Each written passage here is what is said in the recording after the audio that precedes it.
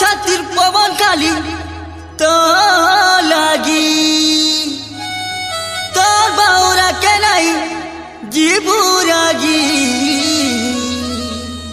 हो जब दिल ना लगे हो जब दिल ना लगे जाने जाना हमारे गलियां जाना एक तो मोटा नहीं करबू ना हमारे गलियां जाना।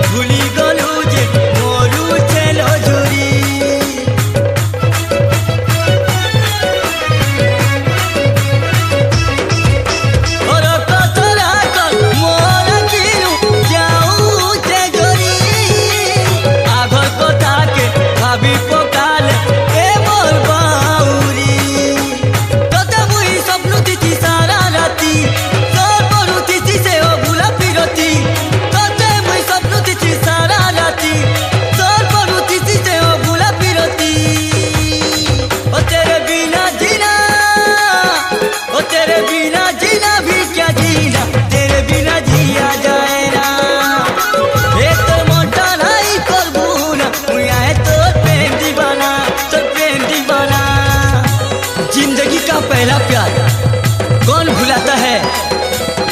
ये पहली बार होता है जब कोई किसी को खुद से बढ़कर चाहता है। अकेले में उसका नाम लिख लिख कर मिटाता है। होता है इतना खूबसूरत पहला प्यार तो जाने क्यों अधूरा रह जाता है।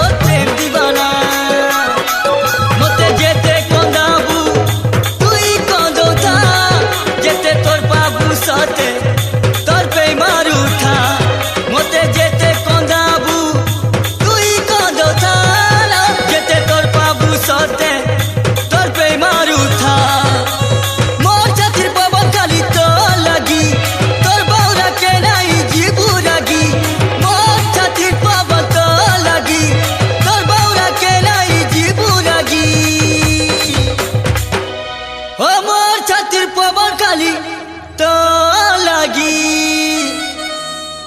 तोर बाउरा के नहीं जीबूरागी लो जब दिल ना लगे